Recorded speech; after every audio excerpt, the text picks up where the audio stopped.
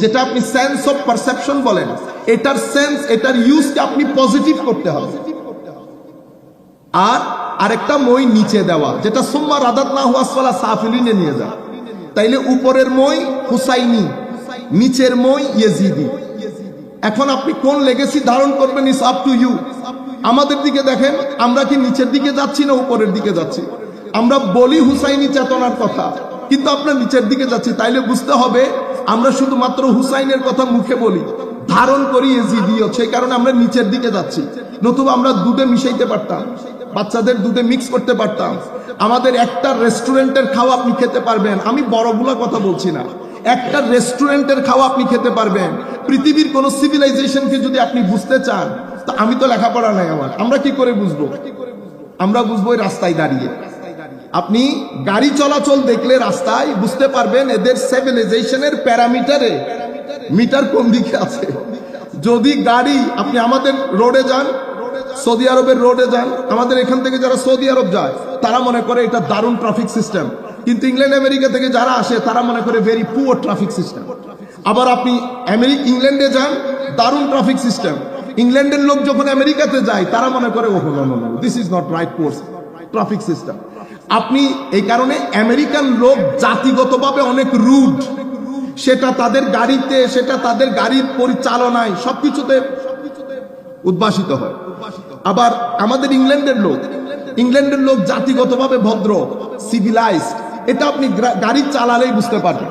তা আমি আপনাদেরকে যেদিকে বুঝাইতে চাচ্ছি যে দুইটি লাডার, একটি উপরের দিকে নিয়ে যায়, একটি নিচের দিকে নিয়ে যায়, একটা হুসাইনি লাডার, একটা ইয়েজিদি লাডার। আর কারবালার চেতনা, এথিক্যাল লিডারশিপ, এটার মূল বিষয় হচ্ছে আপনার ব্যক্তি কেন্দ্রিক। আপনি যখন নিজের ভিতরকে পিউরিফাই করবেন, পিউরিফাই করলে কিছু ক্যারেক্টার আপনার ভিতরে ডেভেলপ করে।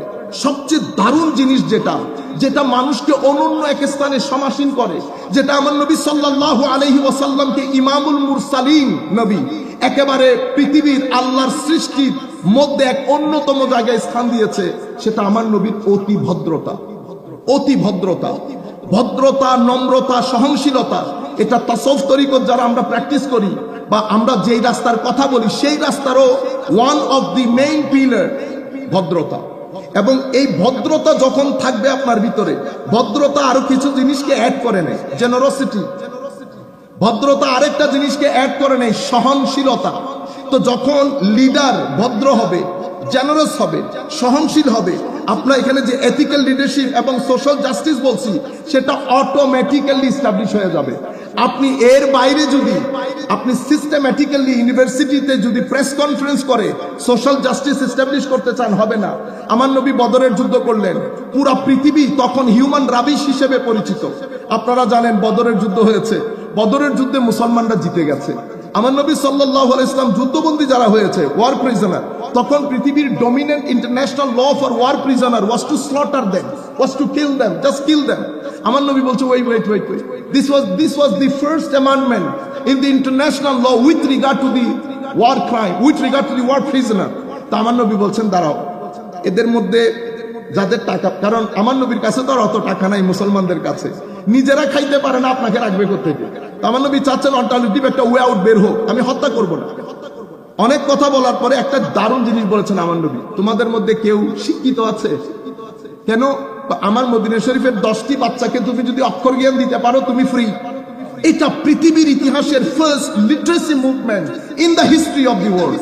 আনফরচুনেটলি আমরা এগুলো মেনশন করতে চাই না, কারণ পৃথিবী আমাদেরকে বুঝিয়েছে শরিয়া, দ্বীন, ইসলাম এগুলা বললে আপনি ব্যাকওয়ার্ড, এটা ওয়েস্টার্ন ওয়ার্ল্ডের সাথে এগুলা যাবে না। কিন্তু আমি বলছি, আজকে আমার 10 মিনিট দেওয়া হয়েছে, আমার বক্তব্য শুরু করি নাই এখনো, মূল বিষয় আসলে আমি হিস্টোরিওগ্রাফি বলতেছিলাম মাত্র। আমি আপনাদেরকে বুঝাইতে চাচ্ছি যে আসলে আমরা বের হয়ে আসি, আমাদেরকে ভুল বোঝানো হচ্ছে, আমাদেরকে ভুল ডাইরেকশন দেখানো হচ্ছে। ঘরে ঘরে আমাদের অটিস্টিক ছেলেপুলে, আজকে আমাদের ছেলেপুলেরা ধর্ম সম্পর্কে কনফিউজড হয়ে যাচ্ছে। ম্যাক্সিমাম ইউনিভার্সিটি স্টুডেন্ট ধর্ম সম্পর্কে কনফিউজড হচ্ছে। আর কিছু ইউনিভার্সিটি স্টুডেন্ট এটার রিয়াকশন স্বরূপ আমরা তাদেরকে যে দিন শিখাচ্ছি সেটা আমাদেরকে উগ্রতার দিকে নিয়ে যাচ্ছে। আমরা উগ্র হতে পারবো না, আমরা ধর্মহীন হতে পারবো না। উগ্রতাও অস্থিরতার দিকে নিয়ে যাবে, ধর্মহীনতাও অস্থিরতার দিকে নিয়ে যাবে। আমরা মাঝপথে আসবো। যে পথে শাহজালাল ইয়েমেনিরা চলেছেন, যে পথে আল্লাহর ওলিরা আমাদেরকে শিক্ষা দিয়েছেন, সেই পথে কোনো হিংসা নাই, কোনো অভদ্রতা নাই, কোনো হানাহানি নাই। আমার বিহেভিয়ার বলে দেবে।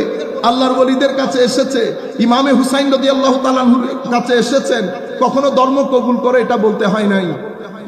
ব্যবহার। বাবা মহিউদ্দিন আমেরিকার বুকে গেছেন, পেনসিলভেনিয়াতে ওনার মাজার। উনি তো ইংরেজিও জানতেন না, কাউকে তো বলেনও নাই ধর্ম কবুল করেন। বসেছেন, মানুষ এসেছে, সৌবতে থেকেছে, ধর্ম কবুল করেছে। আমার মূল জায়গা যেটা, আমি চাচ্ছি না যে একেবারে মানে অনেক বেশি একাডেমিক করে বক্তব্যটা রাখি, যদিও আমি ওভাবে করে এসেছিলাম হিস্টোরিওগ্রাফিটা বলার জন্য, হিস্টোরিওগ্রাফিটা শেষ করে দেই। এক্সিস্টেন্সিয়াল ফর্ম আমার নবী মক্কা শরীফে শেষ করেছেন। বাবা মহিউদ্দিন কিবলা কাবা আপনারা গুগল করলে আপনারা দেখতে পারবেন, আমেরিকান সোসাইটিতে মেইন স্ট্রিম সোসাইটি দলে দলে ইসলাম কবুল করেছে, অথচ ব্যক্তি ইংরেজিও বলতে জানতেন না। যাই হোক, এক্সিস্টেন্সিয়াল ফর্ম আমার নবী শেষ করেছেন। এই এক্সিস্টেন্সিয়াল ফর্মে আমার নবী প্রেজেন্টেশন যেটা দিয়েছেন, হাইলি প্র্যাগম্যাটিক, সিস্টেম্যাটিক, অনেক সায়েন্টিফিক, অনেক রেশনাল ওয়েতে। এবং আমার নবীর এই সব কিছুর মূল ছিল মাহাব্বা, প্রেম, মানুষের প্রতি প্রেম। এটার কারণে আমার নবী খুব বেশি বিশৃঙ্খলায় যেতেন না। এবং আল্লাহরও নিষেধ ছিল, খবরদার মক্কা শরীফে তোমরা কোনো আর্মস হাতে নিতে পারবে না, ইভেন ফর সেলফ ডিফেন্স নিতে পারবে না। আমার নবী চাচ্ছিলেন এমন একটা সোসাইটি গড়ে তুলতে যারা একাডেমিক হবে, লেখাপড়া থাকবে, নেতৃত্বের প্রতি অবিডিয়েন্স থাকবে, ভদ্র হবে, নম্র হবে। তো মানুষ কিন্তু বাড়ে নাই, মানুষ 450-500 ভিতরে। তো কুরাইশরা মনে করছিল যে না, এটা মরে যাবে, 450-500 মানুষ দিয়ে তার সারভাইভ করা যাবে না। হুসাইনিয়ত এবং লেগেসি আর ইয়েজিদিয়তের লেগেসি, এটা বুঝতে হলে তুমি এভাবে বুঝো, হুসাইন পাওয়ারটাকে হক মনে করেন নাই, হককে পাওয়ার মনে করেছেন। হককে পাওয়ার মনে করা, হককে পাওয়ার মনে করা, সত্যটাকে, ট্রুথকে শক্তি মনে করা, এটা হুসাইনি। আর শক্তিকে হক মনে করা, এটা ইয়েজিদিয়ত। আপনি যখন শক্তিকে হক মনে করবেন, তো either you are theocratic or you are autocratic, অথবা ডিক্টেটর, বুঝতে পেরেছেন? অথবা আপনি মনে করতে পারেন ইউ আর হাইব্রিড রেজিম, কারণ গণতন্ত্র হয় ফুল ডেমোক্রেসি, হয় ডিফেক্টিভ ডেমোক্রেসি, অথবা হাইব্রিড রেজিম। আমরা আসলে তো ফুল ডেমোক্রেসি না, ডিফেক্টিভ ডেমোক্রেসি না, হাইব্রিড রেজিম। আমাদেরকে বলা হয় ডেমোক্রেটিক ডিক্টেটোরিয়াল রুল, আমাদেরটা ডেমোক্রেটিক ডিক্টেটোরিয়াল রুল। আমরা হাইব্রিড রেজিমের মধ্যেও যে দেশগুলো আছে, সেই দেশগুলোর অনেক নিচে অবস্থান করি। আচ্ছা, আমার নবী সাল্লাল্লাহু আলাইহি ওয়াসাল্লাম এখান থেকে যাত্রা শুরু, দেখেছেন এখানে কোনো মারমার কাট নাই, জ্ঞান, ভদ্রতা, নম্রতা, সহনশীলতা, সভ্যতা শিখানো হচ্ছে, অধিকার শিখানো হচ্ছে। আমার নবী মদিনা শরীফ গেলেন। মদিনা শরীফ যাওয়ার পরে মদিনা শরীফে পা রাখার সাথে সাথে, মদিনা শরীফের নাম ছিল ইয়াসরিব। হুসাইনিয়ত দেখেন এটা লেগেসি কত দারুণ। ইয়াসরিব হয়ে গেছে মাদিনা। তো ইয়াসরিব মাদিনা হলো কেন? কারণ দ্বীন প্রতিষ্ঠা হয়েছে।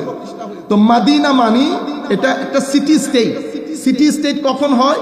যখন একটা দেশের ল গিভার থাকে এবং যারা সাধারণ জনগণ থাকে তারা অনেক শিক্ষিত, সুশীল, সভ্য থাকে। আইনের এনফোর্সমেন্টের কারণে, কারণ এটা ডিক্টেটোরিয়াল না, এটা যা মন চাই তা না। সেই কারণে দ্বীন প্রতিষ্ঠা হওয়ার কারণে মদিনা হয়েছে। আমার নবী প্রথম সেখানে গিয়ে একটা সংবিধান রচনা করেন। সেই সংবিধানের মধ্যে স্পষ্ট ঘোষণা, এখানে who you are doesn't matter, which family you belong to doesn't matter. আইনের কাছে সকলেই সমান, সকলের অধিকার নিশ্চিত করতে হবে এবং মানুষের যে বেসিক নিডস এগুলো নিশ্চিত করতে হবে। সেটার উপরে আমার নবী মদিনার সনদ রচনা করেন, the first written constitution in the history of the constitution. এটা এখান থেকে দিন কনভেনশনাল মুডে ঢুকে যায়। আমার নবীর দিন কনভেনশনাল মুডে ঢুকে যায়। এখনো মানুষকে আঘাত করা, কাউকে জোর জবরদস্তি করা সেরকম না। আমার নবী ব্রাদারহুড প্রতিষ্ঠা করলেন। অতঃপর আমার নবীর উপর আঘাত আসলো। আঘাত আসার পরে বদরের যুদ্ধে একটা দারুণ ঘটনা ঘটে যায়। কনভেনশনাল মুড থেকে স্ট্রেইট ওয়ে আমার নবীর দিন অপারেশনাল মুডে ঢুকে যায়। তখন ব্যক্তির সামগ্রিক জীবনকে আমার নবীর দিন ইনস্ট্রাকশন অপারেট করা শুরু করে। এই টোটাল প্রসেসটা ছিল অসম্ভব পিসফুল, অসম্ভব টলারেন্ট। এই টোটাল প্রসেসটা জ্ঞান নির্ভর ছিল। মানুষ দলে দলে ঢুকছে, সাধারণ মানুষের মধ্যে বলা হচ্ছে, শুনো শুনো, মোহাম্মদ সাল্লাল্লাহু আলাইহি ওয়াসাল্লাম নাকি এমন একটা সিস্টেমের কথা বলছে যেখানে বেলালও নাকি আমাদের পাশে চেয়ারে বসতে পারে। হযরত বেলাল রাদিয়াল্লাহু তাআলা আনহু। আমার নবী সোসাইটি থেকে ক্লাস এবং পলিটিক্যাল এলিটিজমকে এভাবে পরিপূর্ণ রূপে একেবারে আপরুটেড করা। There cannot be any political elitism. There cannot be any division in the society. আমার নবী ডেস্টিটিউট ক্লাসকে এত সামনের দিকে আনেন, প্রমোট করেন এবং মুয়াজ্জিন বানিয়ে হযরত বেলালকে ডেস্টিটিউট ক্লাসের সুবিধা বঞ্চিত যারা, তাদের যেই অধিকার থেকে বঞ্চিত হওয়া, এটাকে একেবারে কবর রচনা করে দেন। এবং এই ঘোষণাটা আমার নবী বিদায় হজ্জের ভাষণে দেন। আমার নবীর ক্লিয়ার কাট কথা, স্কিন বেস কোনো ইভ্যালুয়েশন হবে না। আপনার ভ্যালু নির্ধারণ হবে আপনার ভিতরের গড অ্যাওয়ারনেস অনুযায়ী, নট স্কিন আইডেন্টিটি। আপনার ভিতরের গড অ্যাওয়ারনেস আপনার ভ্যালু নির্ধারণ করবে ইন দ্য সোসাইটি। আমার নবী মাত্র 10 বছর মদিনা শরীফ থেকে পৃথিবীতে একটা নতুন ওয়ার্ল্ড অর্ডার ঘোষণা করেন। সেই ওয়ার্ল্ড অর্ডারটা ছিল ইকুয়ালিটি বেসড, সেই world order human rights based, সেই world order social justice based. আপনি হেন কোনো বিষয় নাই আমার নবী সেখানে উল্লেখ করে নাই। সেই জায়গা থেকে আমার নবী যখন ফেরত যাচ্ছেন, সেই ফেরতে আমার নবী আমাদের কাছে ethical leadership, social justice, state building এর জন্য আলে বাইতে রাসূলের চেতনায় উদ্বুদ্ধকরণে আমাদেরকে আমার নবী হুকুম দিয়ে গেছেন। বলেছেন, কোরআন এবং আলে রাসূল তোমাদের কাছে রেখে যাচ্ছি, ভারী জিনিস ছেড়ে দিও না। এগুলো একসাথে থাকলে সোশ্যাল জাস্টিস নিশ্চিত হবে, স্টেট বিল্ডিং একটা পজিটিভ এনভায়রনমেন্টে হবে, হাইব্রিড রেজিম হবে না, ডিফেক্টিভ ডেমোক্রেসি হবে না, ফুল ডেমোক্রেসির একটা রাষ্ট্র তোমরা প্রতিষ্ঠা করতে পারবে।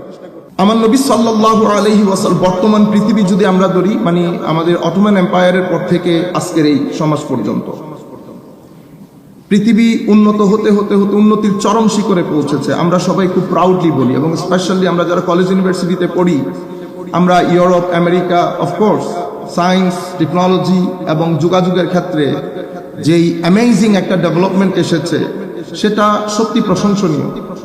মানুষের জ্ঞান, মানুষের আকল, মানুষকে আল্লাহ যে অ্যাবিলিটি টু থিঙ্ক এবং যে উইজডম অ্যাবিলিটি বা থিঙ্কিং এর যে ক্যাপাবিলিটি আল্লাহ দান করেছেন, এটা যে কত উপরের পর্যায়ে পৌঁছেছে তার মানে চিন্তার বাইরে।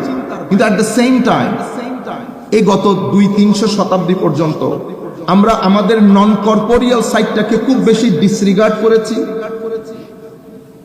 ইগনোর করেছি, অতঃপর অ্যাভয়েড করা শুরু করেছি।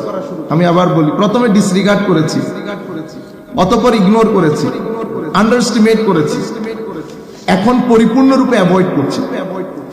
এর ফলাফল স্বরূপ যেটা আমরা ফেস করছি, সেটা কিন্তু পৃথিবী জানছে না। সেটা কিন্তু এখন আমরা বাংলাদেশেও ফেস করছি। সেটা কি? যেমন আমেরিকান সোসাইটিতে যান, ইংলিশ সোসাইটিতে যান, আল্লাহ পাকের মেহেরবানিতে বয়স কম হলেও মোটামুটি আমার দেখা হয়ে গেছে। আর ব্রিটিশ পুলিশের সাথে আমি চ্যাপলেন হিসেবে কাজ করেছি। দেখুন, এখন ইউরোপ আমেরিকার মধ্যে এই যে আপনি নন কর্পোরিয়াল সাইডটাকে যখন ডিসরিগার্ড করেছেন, আপনি বুঝতে পারছেন যে আপনি মিস্টেক করে ফেলেছেন।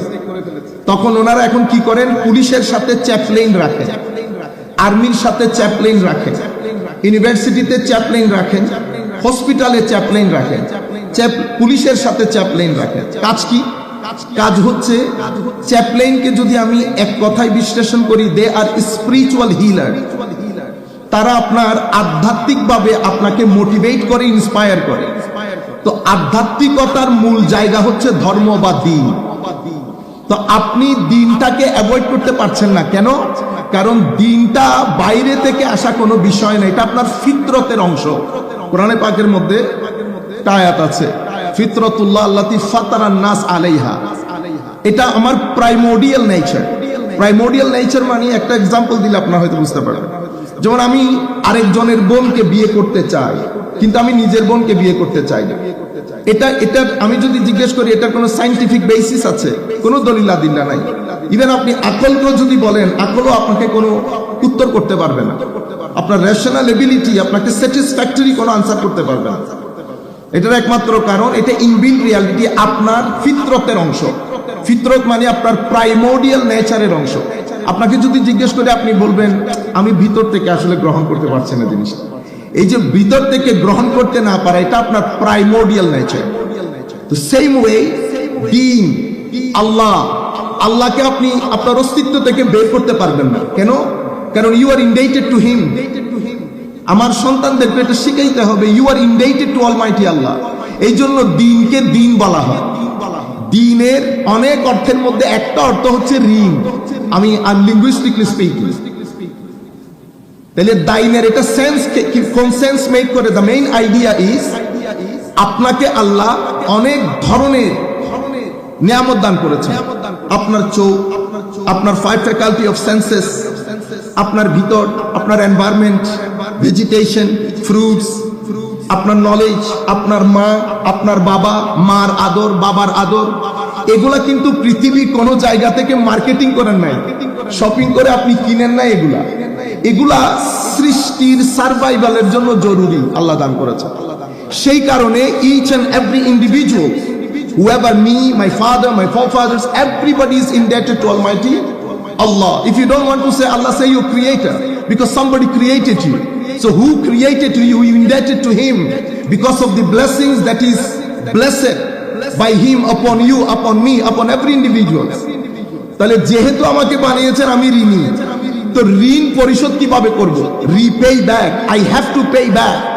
ওই রিপে যেটা করবেন, যেই দিবসে করবেন, সেই দিবসকে আমরা ইয়াউমুল হিসাব বলি, ডে অফ অ্যাকাউন্টেবিলিটি। আমাকে আমার নিয়ামতের প্রত্যুত্তর করতে হবে, পরিপূর্ণ উত্তর দিতে হবে। যাই হোক, তো এখন ওই দিনকে, ওই আল্লাহ আপনার অস্তিত্বের অংশ, এটাকে আপনি ইচ্ছে করে ডিসরিগার্ড করতে পারবেন না। ধরলেন পৃথিবী ডিসরিগার্ড করা শুরু করেছে।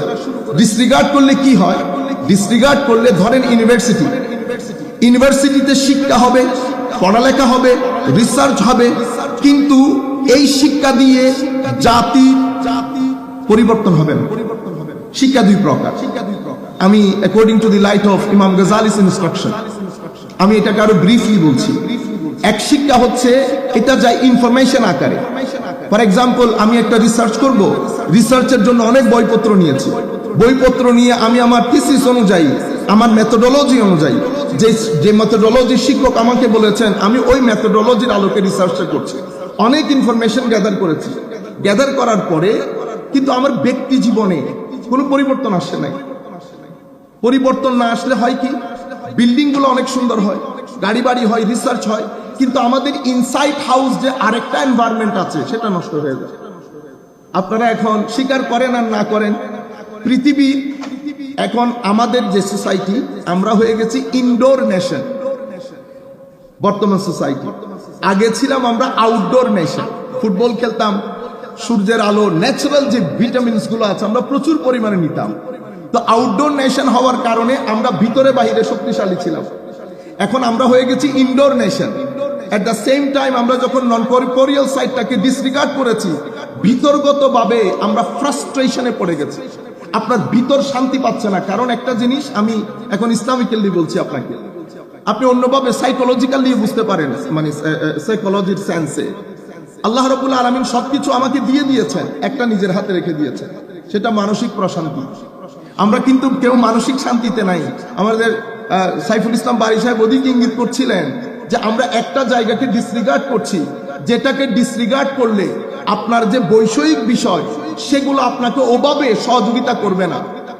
মানসিক শান্তি অসম্ভব বড় প্রয়োজনীয় জিনিস, যেটাকে ডিসরিগার্ড করার কারণে, ধরেন আমেরিকান সোসাইটির মধ্যে সবকিছু আছে, দারুণ দারুণ ঘর, কিন্তু inside house frustration, depression, mental anxiety, family broken, আজীব সোসাইটি। কিন্তু আনফরচুনেটলি আমাদের এখানে টক শোতে কেউ কথাগুলো বলে না।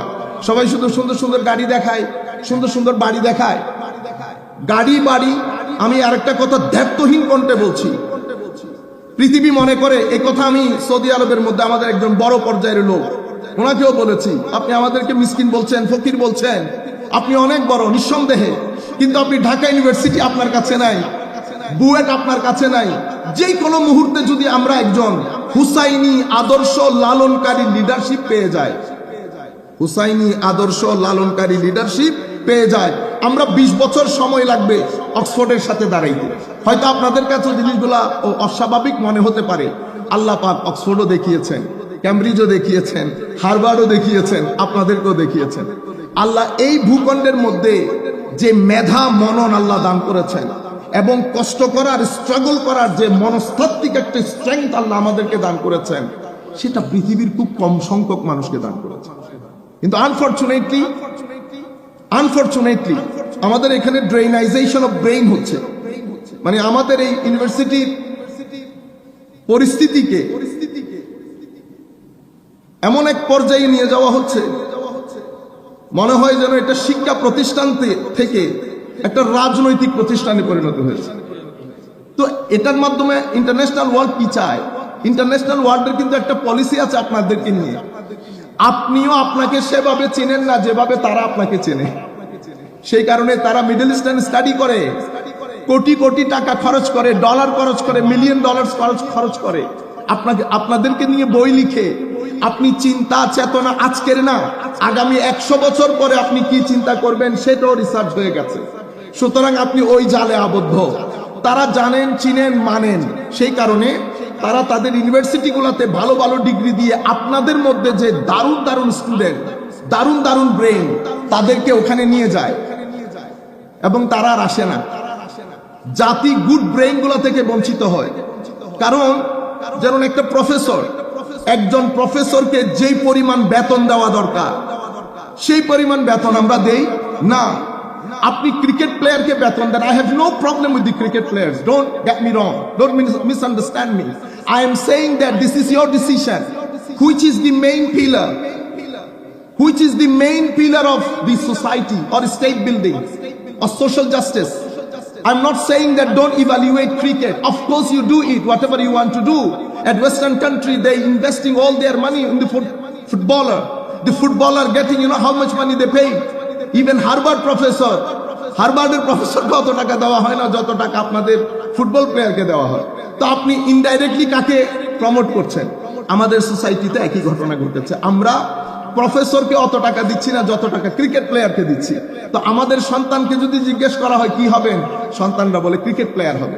কারণ সোসাইটিকে আপনি ম্যাটেরিয়াল জায়গার মধ্যে নিয়ে যাচ্ছেন। যাই হোক, আমি অন্য জায়গায় চলে যাচ্ছি। বলতে যেটা চেয়েছিলাম, যে এন্ড অফ 16th সেঞ্চুরির পর থেকে আল্লাহকে এবং দ্বীনকে, এটা আপনার সত্তার অংশ। এটাকে আপনি ডিসরিগার্ড করলে মানসিকভাবে অশান্ত হবেন। পৃথিবী এখন ডিপ্রেশনের রোগে রোগাক্রান্ত। পৃথিবী হেডের মধ্যে ব্যথা হলে হেডেক বলি, দাঁতে ব্যথা হলে টুথেক বলি, আর অন্তরে ব্যথা হলে এটাকে সোলেক বলি। এখন দাঁতের ব্যথারও চিকিৎসা আছে, মাথার ব্যথারও চিকিৎসা আছে, সোলের ব্যথার কোনো চিকিৎসা নাই। একমাত্র চিকিৎসা আল্লাহ, রসুল সাল্লাল্লাহু আলাইহি ওয়াসাল্লাম আর বর্তমান যুগের উলামায়ে রব্বানি। আসেন, আমার নবী সাল্লাল্লাহু আলাইহি ওয়াসাল্লাম এই লেগেসিটা, দ্য এন্ডিউরিং লেগেসি অফ কারবালা, লেগেসিটা বুঝতে হলে আমি 5 মিনিট আপনাকে হিস্টোরিওগ্রাফির দিকে নিয়ে যাব। তার আগে একটা মূল কথা বলি, যে কোনো সংগঠন, যে কোনো মুভমেন্ট, এটা যখন অস্তিত্বে আসে সোশ্যাল সায়েন্সের দৃষ্টিতে এটা 3টা স্টেজ অতিক্রম করে। একটা স্টেজকে বলে এক্সিস্টেন্সিয়াল স্টেজ, একটাকে বলে কনভেনশনাল স্টেজ, একটাকে বলে অপারেশনাল স্টেজ। আমার নবী সাল্লাল্লাহু আলাইহি ওয়াসাল্লাম প্রথম যেদিন ডাক দিলেন যে আমি নবী, তোমাদের একজন স্রষ্টা আছে, তোমরা যার তার ইবাদত করতে পারো না, যেখানে সেখানে যেতে পারবা না, যেটা সেটা খেতে পারবা না, যেটা সেটা দেখতে পারবা না, এখানে কিছু ডুস ডোন্টস আছে। তুমি নিজেকে চেনো, কারণ আপনি যতক্ষণ নিজেকে না চিনবেন এবং আল্লাহর ডিভাইন প্ল্যান অনুযায়ী নিজেকে না সাজাবেন, তাইলে আপনি এথিক্যাল লিডারশিপ কখনো তৈরি হবে না। এথিক্যাল লিডারশিপ আসমান থেকে আসে না, এথিক্যাল লিডারশিপ আমার থেকে উঠে। আর এথিক্যাল লিডারশিপ যদি আপনি গড়ে তুলতে পারেন, এখানে যে সোশ্যাল জাস্টিসের বিষয়গুলো বলা হচ্ছে এগুলো অনেক পরের কথা। আপনি সোশ্যাল জাস্টিস, আপনি হিউম্যান রাইটস, আপনি কোনো কিছুই করতে পারবেন না যতক্ষণ পর্যন্ত ইন্ডিভিজুয়ালের উপর আপনি কাজ না করবেন। এবং ইন্ডিভিজুয়ালের উপর কাজ করতে গেলে আপনার শুরুর দিন থেকে আপনাকে ওই আন্দাজে ডেভেলপ করতে হবে যেটা রাসূলুল্লাহ সাল্লাল্লাহু আলাইহি ওয়াসাল্লাম করেছেন। আমার নবী সাল্লাল্লাহু আলাইহি ওয়াসাল্লাম শিক্ষক হিসেবে এসেছেন। আসার পরে মক্কা শরীফের মধ্যে আমার নবী এক্সিস্টেন্সিয়াল পিরিয়ড ক্রস করছেন। পুরা 13 ইয়ার্স অফ মক্কা, আমার নবীর এই মুভমেন্ট এটা এক্সিস্টেন্সিয়াল মুডের মধ্যে ছিল। এক্সিস্টেন্সিয়াল মুডের মধ্যে আমার নবী 3টা জায়গায় চমৎকার কাজ করেছেন, যার কারণে আপনি সিভিলাইজেশনের হিস্ট্রি পড়েন, পৃথিবীর ইতিহাসে এত অল্প সময়ে অনলি উইদিন 23 ইয়ার্স পৃথিবীকে এরকম একটা গ্রিন রেভলিউশন দিয়েছেন। গ্রিনটা আমি অ্যাড করেছি, রেভলিউশন দিয়েছেন। গ্রিন রেভলিউশন এই কারণে বলছি, এখানে আমাদেরকে নিয়ে অনেক প্রপাগান্ডা হয়েছে। আমি ছেলেদেরকে বলবো, স্পেশাল ইউনিভার্সিটি স্টুডেন্টকে, আপনারা প্রপাগান্ডা নিয়ে গবেষণা করেন, একটু পড়েন। প্রপাগান্ডা মানে যেটা আমরা এখন নেগেটিভলি ইউজ করি, প্রপাগান্ডা কিন্তু এখন একটা আর্ট হয়ে গেছে। বড় বড় এজেন্সি হায়ার করা হয় প্রপাগান্ডা করার জন্য। মানে আমি রইস স্যারকে ধরেন ইউনিভার্সিটি থেকে, এখান থেকে আমি অব্যাহতি দিতে চাচ্ছি, তো পৃথিবী কি করে? সাথে সাথে করে না, পৃথিবীকে আগে রইস স্যারের বিরুদ্ধে একটা প্রপাগান্ডা দাঁড় করায়। প্রপাগান্ডা মানে একেবারে অসত্য অথবা 20% সত্য, এমন ভাবে উপস্থাপন করে মানুষের ব্রেইন ওয়াশ করে মানুষের একটা মাইন্ডসেট তৈরি করে। ফুল মাইন্ডসেট যখন তৈরি হয়, আস্তে করে জুলুম হয় একটা, যেভাবে ইরাকের সাথে হয়েছে, যেভাবে অন্যান্য দেশের সাথে হয়েছে, ইরানের সাথে যেটা হতে চাচ্ছিল, যে মানুষকে একটা পুরো পৃথিবীর মানুষকে মোটিভেট করা, অসত্যকে সত্য বলে প্রতিষ্ঠিত করা। আপনারাও ফেসবুকের মধ্যে লাইক দিয়ে দেন, ফেসবুকের মধ্যে কমেন্ট করে ফেলেন। আপনারাও কোন সময় যে পার্ট অফ প্রপাগান্ডা হয়ে যাচ্ছেন বুঝতে পারেন না। শরিয়া নিয়ে ওয়েস্টার্ন ওয়ার্ল্ড, আপনারা অন্যদিকে নিয়ে যায় না, জাস্ট আমি সেকুলারিজমকে বলি। সেকুলারিজমকে অথবা প্রসেস অফ সেকুলারাইজেশনকে পৃথিবীতে এস্টাবলিশ করার জন্য ওয়েস্টার্ন কান্ট্রি সবচেয়ে বেশি টাকা খরচ করেছে কিসে জানেন? শরিয়া শব্দের প্রপাগান্ডা ছড়ানোর জন্য। কেন? কারণ তারা বলটা নিয়েছে আমাদের কোর্ট থেকে। এখন এখানে 2টা বিজনেসম্যান, আপনার এই বছরে টার্ন ওভার হয়ে গেছে ধরেন 50,000 কোটি টাকা, এবং আমাদের সাইফুল ইসলাম বাড়ি করেছে 48,000 কোটি টাকা। তো তার সাথে আমার কম্পিটিশন চলছে, মানেন আর না মানেন, সে কিন্তু মনস্তাত্ত্বিক ভাবে সবসময় চেষ্টা করে আমাকে কিভাবে ডাউন করা যায়। তো অটোম্যান এম্পায়ার থেকে সিভিলাইজেশনের বল ওয়েস্টার্ন কান্ট্রিতে গেছে, তারা ইনিয়ে বিনিয়ে সবসময় চেষ্টা করে আমাদেরকে কি করার জন্য? ডাউন করার জন্য। এমনিতে আমরা ডাউন, কিন্তু এই যে শরিয়া সম্পর্কে এত বেশি প্রপাগান্ডা হয়েছে, ওয়েস্টার্ন কান্ট্রিতে শরিয়া বললে মনে হয় যেন, please don't do this, don't use this word. আমি একটা সেমিনারে ছিলাম, তো আমি শরিয়া শব্দটা ইউজ করার সাথে স্থানীয় এমপি বলছেন, উনি দেখি একটু ডিসকমফোর্ট ফিল করছেন, এম্বারেসমেন্ট সিচুয়েশন হয়ে যাচ্ছে। তখন আমি বললাম যে আপনি যদি আমাকে 5টা মিনিট সময় দেন, এখানে প্রপাগান্ডা হয়েছে অনেক বেশি। আপনি জানেন শরিয়া বলে কাকে? শরিয়া দ্য হায়ার অফ শরিয়া, যদি আমি লিঙ্গুইস্টিকলি বলি, শরিয়া মানে হচ্ছে যেটা আপনাকে পরিচ্ছন্ন পানির দিকে, যেই রাস্তা আপনাকে গাইড করে, সেটার নাম শরিয়া। তো পরিচ্ছন্ন পানি, আলমা আস-সাফি, আমরা আবার আরবিতে অত এক্সপার্ট না, আলমা আস-সাফি, পরিচ্ছন্ন পানি, যেটা আপনার মন, শরীর, প্রাণ সবকিছুকে শীতল করে, ওই রাস্তা যেটা দেখায় সেটা শরীয়তের লিঙ্গুইস্টিক মিনিং। আচ্ছা, এখন ওইটার সাথে এটার রেলেভেন্স কি? তো রেলেভেন্স হচ্ছে শরিয়া আপনাকে এমন রাস্তা, এমন নিয়ম নীতিতে অভ্যস্ত করতে চায় যেটা আপনার শরীর, মন, মানসিকতা সবকিছুকে সুশীতল একটা আবহাওয়ার মাধ্যমে আবদ্ধ করে। তো এটার হায়ার অবজেক্টিভ কি? তো এটার হায়ার অবজেক্টিভ হচ্ছে জালবুল মানাফে ওয়া দারউল মাফাসিদ, মানে আপনাকে ইহকালীন সমস্ত বেনিফিট দেওয়া, যেটার মাধ্যমে পরকালীন মুক্তি নিশ্চিত হয়, এবং আপনাকে সমস্ত প্রকার অমঙ্গল থেকে দূরে রাখে। এটার কারণে শরিয়া ফার্দার হায়ার অবজেক্টিভ অফ শরিয়া যখন ডিফাইন করছে, শরিয়া বলছে হায়ার অবজেক্টিভ অফ শরিয়া হচ্ছে হিফজুদ্দিন, আপনার ধর্ম বিশ্বাসকে রক্ষণাবেক্ষণ করা, হেফাজত করা। সেই কারণে আমার নবী কখনো, আমার নবীর এই 23 বছরের তাবলীগে দ্বীনের মধ্যে কাউকে কোনোদিন জোর করে ধর্ম গ্রহণ করার নেই, এবং লা ইকরাহা ফিদ্দিন একটা প্রিন্সিপাল হয়ে গেছে। এখানে ধর্মের মধ্যে কোনো জোর জবরদস্তি নাই। এরপরে হিফজুল আকল, আপনাকে যে আল্লাহ সাধারণ বিবেক বুদ্ধি দিয়েছেন সেটাকে রক্ষণাবেক্ষণ করা। সেটাকে রক্ষণাবেক্ষণ করতে গিয়ে এই যে মদকে হারাম করা হচ্ছে বা এই সংশ্লিষ্ট বিষয়কে হারাম করা হয়েছে, কেন? যাতে আপনার, কারণ এটা আপনার এগিয়ে যাওয়ার পথে সবচেয়ে বড় চাবিকাঠি আপনার আকল। সেই কারণে আমাদের এখানে মদ বা এই সংশ্লিষ্ট যা কিছু আছে যেটা এখানে এফেক্টিভ হয়, এগুলাকে বন্ধ করে দেওয়া হয়েছে, হারাম করে দেওয়া হয়েছে। যেমন আপনার হেফজুল নাসল, আপনার বংশকে অপবিত্রতা থেকে রক্ষা করা, সেই কারণে একটা দারুণ বিয়ে প্রথা দিয়েছে। এরপর আপনার হিফজুল মাল, আপনার সম্পদ রক্ষা করা। এই জন্য আমাদেরকে বলা হয়েছে লা তাকুলু আমওয়ালাকুম বাইনাকুম বিল বাতিল, তোমাদের মধ্যে তোমরা অন্যায়ভাবে কারো সম্পদ গ্রাস করিও না। এভাবে শরীয়ত নিজের হায়ার অবজেক্টিভ সেট করেছে, সেটার জন্য ল দিয়েছে এবং একটা দারুণ এক্সিকিউটিভ বডি দিয়েছে যারা এই আইনগুলাকে এক্সিকিউট করবে উইদাউট ইফস এন্ড বাটস। এখানে কোনো বড় লোক ছোট লোক থাকবে না, এভরিবডি, প্রত্যেকেই আইনের নিচে থাকবে, আইন উপরে থাকবে। এটাই হচ্ছে আমরা বলি না স্বাধীনতার একটা শব্দ ব্যবহার করে না, চেতনা। কারবালার মূল চেতনার মধ্যে একটা বড় চেতনা হচ্ছে আপনি আইনের নিচে, আমার আল্লাহর কালাম আপনার উপরে। এটা হচ্ছে কারবালার অনেক বড় চেতনা, অনেক অনেক চেতনার মধ্যে একটা মৌলিক চেতনা, যেটা বর্তমান সোসাইটির জন্য, সেটা আমেরিকাতে হোক, আফ্রিকাতে হোক, আর আমাদের এশিয়ান সোসাইটিতে হোক, এটা অনেক relevant. Who you are doesn't matter, you are Trump president of America, doesn't matter. যদি কোর্ট মনে করে you have to come to the court, you must have to present in the court, because আমরা সবাই এই রাষ্ট্রের জনগণ। আমাদের উপরে আল্লাহ, আমাদের উপরে রাসূলুল্লাহ, আমাদের উপরে আল্লাহর আইন, সভারেনিটি অনলি আল্লাহ। এটাই ইসলাম বলে। আচ্ছা, আমি মূল কথাতে চলে যাই, সময় যেহেতু খুব সংক্ষিপ্ত। এক্সিস্টেন্সিয়াল পিরিয়ড, তাইলে পুরো লেগেসিটা বোঝা যাবে। পুরো এক্সিস্টেন্সিয়াল পিরিয়ড আমার নবী মুভমেন্টটাকে সাজিয়েছেন কি করে? আমার নবী রেসিটেশন অফ কুরআন মানে ডিভাইন টেক্সট, এরপরে purification which is really important, এবং এডুকেশন। তাহলে এই তিনটা জিনিসের উপর আমার নবীর পুরো মুভমেন্ট আমার নবী বেস করেছেন। Recitation, purification, education. পিউরিফিকেশন কেন প্রয়োজন? পিউরিফিকেশন মানুষকে মানুষ করার জন্য।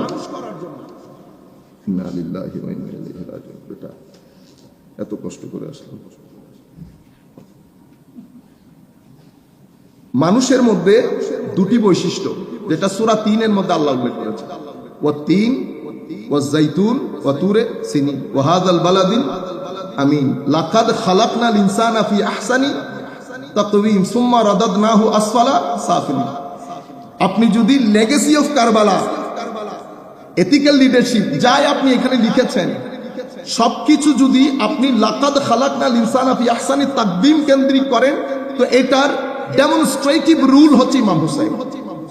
তাইলে মানবের সামনে দুটি লাডার, লাডার বলতে আমরা বাংলাতে কি বলি, মই, দুটি মই। একটা মই দিয়ে হয়, এটা আপনার চয়েস। আপনার ভিতরে দুইটার শক্তি আল্লাহ দান করেছেন, চয়েস ইজ ইয়ার্স। আপনি হয় উপরের দিকে উঠবেন, তো উপরের দিকে উঠতে হলে আপনার 5 ফ্যাকাল্টি অফ সেন্সেসের ইউজকে, যেটা আপনি সেন্স অফ পারসেপশন বলেন, এটার সেন্স, এটার ইউজকে আপনি পজিটিভ করতে হবে। আর আরেকটা মই নিচে দেওয়া, যেটা সুম্মা রাদাদনাহু আসফালা সাফিলিনে নিয়ে যায়। তাইলে উপরের মই হুসাইনি, নিচের মই ইয়েজিদি। এখন আপনি কোন লেগেসি ধারণ করবেন ইজ আপ টু ইউ। আমাদের দিকে দেখেন, আমরা কি নিচের দিকে যাচ্ছি না উপরের দিকে যাচ্ছি? আমরা বলি হুসাইনি চেতনার কথা, কিন্তু আমরা নিচের দিকে যাচ্ছি। তাইলে বুঝতে হবে আমরা শুধুমাত্র হুসাইনের কথা মুখে বলি, ধারণ করি ইয়েজিদিও, সেই কারণে আমরা নিচের দিকে যাচ্ছি। নতুবা আমরা দুধে মিশাইতে পারতাম, বাচ্চাদের দুধে মিক্স করতে পারতাম। আমাদের একটা রেস্টুরেন্টের খাওয়া আপনি খেতে পারবেন, আমি বড়গুলা কথা বলছি না, একটা রেস্টুরেন্টের খাওয়া আপনি খেতে পারবেন। পৃথিবীর কোন সিভিলাইজেশনকে যদি আপনি বুঝতে চান, তা আমি তো লেখাপড়া নাই আমার, আমরা কি করে বুঝবো? আমরা বুঝবো এই রাস্তায় দাঁড়িয়ে। আপনি গাড়ি চলাচল দেখলে রাস্তায় বুঝতে পারবেন এদের সিভিলাইজেশনের প্যারামিটারে মিটার কোন দিকে আছে। যদি গাড়ি, আপনি আমাদের রোডে যান, সৌদি আরবের রোডে যান, আমাদের এখান থেকে যারা সৌদি আরব যায় তারা মনে করে এটা দারুণ ট্রাফিক সিস্টেম, কিন্তু ইংল্যান্ড আমেরিকা থেকে যারা আসে তারা মনে করে ভেরি পুয়ার ট্রাফিক সিস্টেম। আবার আপনি ইংল্যান্ডে যান, দারুণ ট্রাফিক সিস্টেম। ইংল্যান্ডের লোক যখন আমেরিকাতে যায় তারা মনে করে oh no no no, this is not right course traffic system. আপনি এই কারণে আমেরিকান লোক জাতিগতভাবে অনেক রুড, সেটা তাদের গাড়িতে, সেটা তাদের গাড়ির পরিচালনায়, সবকিছুতে উদ্ভাসিত হয়। আবার আমাদের ইংল্যান্ডের লোক জাতিগতভাবে ভদ্র, সিভিলাইজড, এটা আপনি গাড়ি চালালেই বুঝতে পারবেন। তো আমি আপনাদেরকে যেদিকে বুঝাইতে চাচ্ছি যে দুইটি লাডার, একটি উপরের দিকে নিয়ে যায়, একটি নিচের দিকে নিয়ে যায়, একটা হুসাইনি লাডার, একটা ইয়েজিদি লাডার। আর কারবালার চেতনা, এথিক্যাল লিডারশিপ, এটার মূল বিষয় হচ্ছে আপনার ব্যক্তি কেন্দ্রিক। আপনি যখন নিজের ভিতরকে পিউরিফাই করবেন, পিউরিফাই করলে কিছু ক্যারেক্টার আপনার ভিতরে ডেভেলপ করে। সবচেয়ে দারুণ জিনিস যেটা যেটা মানুষকে অনন্য এক স্থানে সমাসীন করে, যেটা আমার নবী সাল্লাল্লাহু আলাইহি ওয়াসাল্লামকে ইমামুল মুরসালিন নবী, একেবারে পৃথিবীর আল্লাহর সৃষ্টির মধ্যে এক অন্যতম জায়গায় স্থান দিয়েছে, সেটা আমার নবীর অতি ভদ্রতা। অতি ভদ্রতা, ভদ্রতা, নম্রতা, সহনশীলতা। এটা তাসাউফ তরিকত যারা আমরা প্র্যাকটিস করি বা আমরা যেই রাস্তার কথা বলি, সেই রাস্তারও one of the main pillar ভদ্রতা। এবং এই ভদ্রতা যখন থাকবে আপনার ভিতরে, ভদ্রতা আরো কিছু জিনিসকে অ্যাড করে নেয়, জেনারসিটি। ভদ্রতা আরেকটা জিনিসকে অ্যাড করে নেয়, সহনশীলতা। তো যখন লিডার ভদ্র হবে, জেনারস হবে, সহনশীল হবে, আপনার এখানে যে এথিক্যাল লিডারশিপ এবং সোশ্যাল জাস্টিস বলছি, সেটা অটোমেটিক্যালি এস্টাবলিশ হয়ে যাবে। আপনি এর বাইরে যদি আপনি সিস্টেম্যাটিক্যালি ইউনিভার্সিটিতে যদি প্রেস কনফারেন্স করে সোশ্যাল জাস্টিস এস্টাবলিশ করতে চান, হবে না। আমার নবী বদরের যুদ্ধ করলেন, পুরা পৃথিবী তখন হিউম্যান রাবিশ হিসেবে পরিচিত। আপনারা জানেন বদরের যুদ্ধ হয়েছে, বদরের যুদ্ধে মুসলমানরা জিতে গেছে। আমার নবী সাল্লাল্লাহু আলাইহি ওয়াসাল্লাম যুদ্ধবন্দী যারা হয়েছে, ওয়ার প্রিজনার, তখন পৃথিবীর dominant international law for war prisoner was to slaughter them, was to kill them, just kill them. আমার নবী বলছে wait, this was the first amendment in the international law with regard to the war crime, with regard to the war prisoner. তা আমার নবী বলছেন দাঁড়াও, এদের মধ্যে যাদের টাকা, কারণ আমার নবীর কাছে তো আর অত টাকা নাই মুসলমানদের কাছে, নিজেরা খাইতে পারে না, আপনাকে রাখবে কোথেকে? আমার নবী চাচ্ছেন অল্টারনেটিভ একটা ওয়ে আউট বের হোক, আমি হত্যা করব না। অনেক কথা বলার পরে একটা দারুণ জিনিস বলেছেন আমার নবী, তোমাদের মধ্যে কেউ শিক্ষিত আছে? কেন? আমার মদিনা শরীফের 10টি বাচ্চাকে তুমি যদি অক্ষর জ্ঞান দিতে পারো, তুমি ফ্রি। এটা পৃথিবীর ইতিহাসের first literacy movement in the history of the world. Unfortunately আমরা এগুলো মেনশন করতে চাই না, কারণ পৃথিবী আমাদেরকে বুঝিয়েছে শরিয়া, দ্বীন, ইসলাম এগুলা বললে আপনি ব্যাকওয়ার্ড, এটা ওয়েস্টার্ন ওয়ার্ল্ডের সাথে এগুলা যাবে না। কিন্তু আমি বলছি, আজকে আমার 10 মিনিট দেওয়া হয়েছে, আমার বক্তব্য শুরু করি না এখনো, মূল বিষয় আসলে আমি হিস্টোরিওগ্রাফি বলতেছিলাম মাত্র। আমি আপনাদেরকে বুঝাইতে চাচ্ছি যে আসলে আমরা বের হয়ে আসি, আমাদেরকে ভুল বোঝানো হচ্ছে, আমাদেরকে ভুল ডাইরেকশন দেখানো হচ্ছে। ঘরে ঘরে আমাদের অটিস্টিক ছেলেপুলে, আজকে আমাদের ছেলেপুলেরা ধর্ম সম্পর্কে কনফিউজ হয়ে যাচ্ছে। ম্যাক্সিমাম ইউনিভার্সিটি স্টুডেন্ট ধর্ম সম্পর্কে কনফিউজ হচ্ছে। আর কিছু ইউনিভার্সিটি স্টুডেন্ট এটার রিয়াকশন স্বরূপ আমরা তাদেরকে যে দিন শিখাচ্ছি সেটা আমাদেরকে উগ্রতার দিকে নিয়ে যাচ্ছে। আমরা উগ্র হতে পারবো না, আমরা ধর্মহীন হতে পারবো না। উগ্রতাও অস্থিরতার দিকে নিয়ে যাবে, ধর্মহীনতাও অস্থিরতার দিকে নিয়ে যাবে। আমরা মাঝপথে আসবো, যে পথে শাহজালাল ইয়েমেনিরা চলেছেন, যে পথে আল্লাহর ওলিরা আমাদেরকে শিক্ষা দিয়েছেন, সেই পথে কোনো হিংসা নাই, কোনো অভদ্রতা নাই, কোনো হানাহানি নাই। আমার বিহেভিয়ার বলে দেবে। আল্লাহর ওলিদের কাছে এসেছে, ইমামে হুসাইন রাদিয়াল্লাহু তাআলা আনহুর কাছে এসেছেন, কখনো ধর্ম কবুল করে এটা বলতে হয় নাই।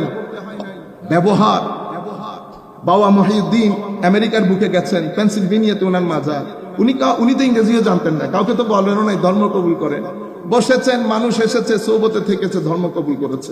আমার মূল জায়গা যেটা, আমি চাচ্ছি না যে একেবারে মানে অনেক বেশি একাডেমিক করে বক্তব্যটা রাখি, যদিও আমি ওভাবে করে এসেছিলাম হিস্টোরিওগ্রাফিটা বলার জন্য, হিস্টোরিওগ্রাফিটা শেষ করে দেই। এক্সিস্টেন্সিয়াল ফর্ম আমার নবী মক্কা শরীফে শেষ করেছেন। বাবা মহিউদ্দিন কিবলা কাবা আপনারা গুগল করলে আপনারা দেখতে পারবেন, আমেরিকান সোসাইটিতে মেইন স্ট্রিম সোসাইটি দলে দলে ইসলাম কবুল করেছে, অথচ ব্যক্তি ইংরেজিও বলতে জানতেন না। যাই হোক, এক্সিস্টেন্সিয়াল ফর্ম আমার নবী শেষ করেছেন। এই এক্সিস্টেন্সিয়াল ফর্মে আমার নবী প্রেজেন্টেশন যেটা দিয়েছেন, হাইলি প্র্যাগম্যাটিক, সিস্টেম্যাটিক, অনেক সায়েন্টিফিক, অনেক রেশনাল ওয়েতে। এবং আমার নবীর এই সব কিছুর মূল ছিল মাহাব্বা, প্রেম, মানুষের প্রতি প্রেম। এটার কারণে আমার নবী খুব বেশি বিশৃঙ্খলায় যেতেন না। এবং আল্লাহরও নিষেধ ছিল, খবরদার মক্কা শরীফে তোমরা কোনো আর্মস হাতে নিতে পারবে না, ইভেন ফর সেলফ ডিফেন্স নিতে পারবে না। আমার নবী চাচ্ছিলেন এমন একটা সোসাইটি গড়ে তুলতে যারা একাডেমিক হবে, লেখাপড়া থাকবে, নেতৃত্বের প্রতি অবিডিয়েন্স থাকবে, ভদ্র হবে, নম্র হবে। তো মানুষ কিন্তু বাড়ে নাই, মানুষ 450-500 ভিতরে। তো কুরাইশরা মনে করছিল যে না, এটা মরে যাবে, 450-500 মানুষ দিয়ে তার সারভাইভ করা যাবে না। এই কথাটা তারা বুঝে নাই। আমার শিক্ষক বলছিলেন, বেটা হুসাইনিয়ত এবং লেগেসি আর ইয়াজিদিয়তের লেগেসি, এটা বুঝতে হলে তুমি এভাবে বুঝো, হুসাইন পাওয়ারটাকে হক মনে করেন নাই, হককে পাওয়ার মনে করেছেন। হককে পাওয়ার মনে করা, হককে পাওয়ার মনে করা, সত্যটাকে, ট্রুথকে শক্তি মনে করা, এটা হুসাইনি। আর শক্তিকে হক মনে করা, এটা ইয়েজিদীয়। আপনি যখন শক্তিকে হক মনে করবেন, তো either you are theocratic or you are autocratic, অথবা ডিক্টেটর, বুঝতে পেরেছেন? অথবা আপনি মনে করতে পারেন ইউ আর হাইব্রিড রেজিম, কারণ গণতন্ত্র হয় ফুল ডেমোক্রেসি, হয় ডিফেক্টিভ ডেমোক্রেসি, অথবা হাইব্রিড রেজিম। আমরা আসলে তো ফুল ডেমোক্রেসি না, ডিফেক্টিভ ডেমোক্রেসি না, হাইব্রিড রেজিম। আমাদেরকে বলা হয় ডেমোক্রেটিক ডিক্টেটোরিয়াল রুল, আমাদেরটা ডেমোক্রেটিক ডিক্টেটোরিয়াল রুল। আমরা হাইব্রিড রেজিমের মধ্যেও যে দেশগুলো আছে, সেই দেশগুলোর অনেক নিচে অবস্থান করি। আচ্ছা, আমার নবী সাল্লাল্লাহু আলাইহি ওয়াসাল্লাম এখান থেকে যাত্রা শুরু, দেখেছেন এখানে কোনো মারমার কাট নাই। জ্ঞান, ভদ্রতা, নম্রতা, সহনশীলতা, সভ্যতা শেখানো হচ্ছে, অধিকার শেখানো হচ্ছে। আমার নবী মদিনা শরীফ গেলেন। মদিনা শরীফ যাওয়ার পরে মদিনা শরীফে পা রাখার সাথে সাথে, মদিনা শরীফের নাম ছিল ইয়াসরিব। হুসাইনিয়ত দেখেন এটা লেগেসি কত দারুণ। ইয়াসরিব হয়ে গেছে মাদিনা। তো ইয়াসরিব মাদিনা হলো কেন? কারণ দ্বীন প্রতিষ্ঠা হয়েছে। তো মাদিনা মানি এটা একটা সিটি স্টেট। সিটি স্টেট কখন হয়? যখন একটা দেশের ল গিভার থাকে এবং যারা সাধারণ জনগণ থাকে তারা অনেক শিক্ষিত, সুশীল, সভ্য থাকে। আইনের এনফোর্সমেন্টের কারণে, কারণ এটা ডিক্টেটোরিয়াল না, এটা যা মন চাই তা না। সেই কারণে দ্বীন প্রতিষ্ঠা হওয়ার কারণে মদিনা হয়েছে। আমার নবী প্রথম সেখানে গিয়ে একটা সংবিধান রচনা করেন। সেই সংবিধানের মধ্যে স্পষ্ট ঘোষণা, এখানে who you are doesn't matter, which family you belong to doesn't matter. আইনের কাছে সকলেই সমান, সকলের অধিকার নিশ্চিত করতে হবে এবং মানুষের যে বেসিক নিডস এগুলো নিশ্চিত করতে হবে। সেটার উপরে আমার নবী মদিনার সনদ রচনা করেন, the first written constitution in the history of the constitution. এটা এখান থেকে দিন কনভেনশনাল মুডে ঢুকে যায়। আমার নবীর দিন কনভেনশনাল মুডে ঢুকে যায়। এখনো মানুষকে আঘাত করা, কাউকে জোর জবরদস্তি করা সেরকম না। আমার নবী ব্রাদারহুড প্রতিষ্ঠা করলেন। অতঃপর আমার নবীর উপর আঘাত আসলো। আঘাত আসার পরে বদরের যুদ্ধে একটা দারুণ ঘটনা ঘটে যায়। কনভেনশনাল মুড থেকে স্ট্রেইট ওয়ে আমার নবীর দিন অপারেশনাল মুডে ঢুকে যায়। তখন ব্যক্তির সামগ্রিক জীবনকে আমার নবীর দিন ইনস্ট্রাকশন অপারেট করা শুরু করে। এই টোটাল প্রসেসটা ছিল অসম্ভব পিসফুল, অসম্ভব টলারেন্ট। এই টোটাল প্রসেসটা জ্ঞান নির্ভর ছিল। মানুষ দলে দলে ঢুকছে। সাধারণ মানুষের মধ্যে বলা হচ্ছে, শুনো শুনো, মুহাম্মদ সাল্লাল্লাহু আলাইহি ওয়াসাল্লাম নাকি এমন একটা সিস্টেমের কথা বলছে যেখানে বেলালও নাকি আমাদের পাশে চেয়ারে বসতে পারে। হযরত বেলাল রাদিয়াল্লাহু তাআলা আনহু।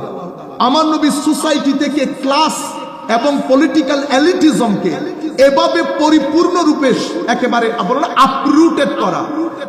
There cannot be any political elitism. There cannot be any division in the society. আমার নবী ডেস্টিটিউট ক্লাসকে এত সামনের দিকে আনেন, প্রমোট করেন এবং মুয়াজ্জিন বানিয়ে হযরত বেলালকে ডেস্টিটিউট ক্লাসের সুবিধা বঞ্চিত যারা, তাদের যেই অধিকার থেকে বঞ্চিত হওয়া, এটাকে একেবারে কবর রচনা করে দেন। এবং এই ঘোষণাটা আমার নবী বিদায় হজ্জের ভাষণে দেন। আমার নবীর ক্লিয়ার কাট কথা, স্কিন বেস কোনো ইভ্যালুয়েশন হবে না। আপনার ভ্যালু নির্ধারণ হবে আপনার ভিতরের গড অ্যাওয়ারনেস অনুযায়ী, নট স্কিন আইডেন্টিটি। আপনার ভিতরের গড অ্যাওয়ারনেস আপনার ভ্যালু নির্ধারণ করবে ইন দ্য সোসাইটি। আমার নবী মাত্র 10 বছর মদিনা শরীফ থেকে পৃথিবীতে একটা নতুন ওয়ার্ল্ড অর্ডার ঘোষণা করেন। সেই ওয়ার্ল্ড অর্ডারটা ছিল ইকুয়ালিটি বেসড, সেই world order human rights based, সেই world order social justice based. আপনি হেন কোনো বিষয় নেই আমার নবী সেখানে উল্লেখ করে নাই।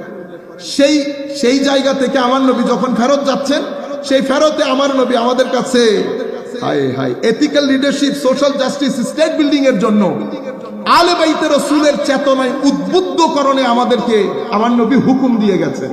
বলেছেন, কোরআন এবং আলে রাসূল তোমাদের কাছে রেখে যাচ্ছি, ভারী জিনিস ছেড়ে দিও না। এগুলো একসাথে থাকলে সোশ্যাল জাস্টিস নিশ্চিত হবে, স্টেট বিল্ডিং একটা পজিটিভ এনভায়রনমেন্টে হবে, হাইব্রিড রেজিম হবে না, ডিফেক্টিভ ডেমোক্রেসি হবে না, ফুল ডেমোক্রেসির একটা রাষ্ট্র তোমরা প্রতিষ্ঠা করতে পারবে। আমি কথা না বাড়াই, কারণ এটা ছিল আমার হিস্টোরিওগ্রাফি সংক্ষিপ্ত আকারে।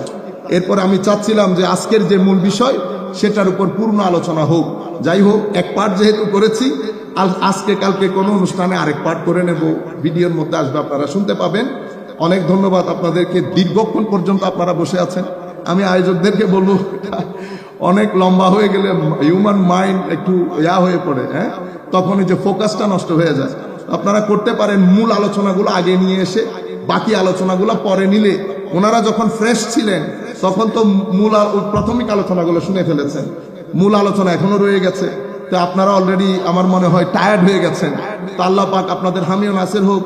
I am really grateful and thankful to the organizer of this seminar.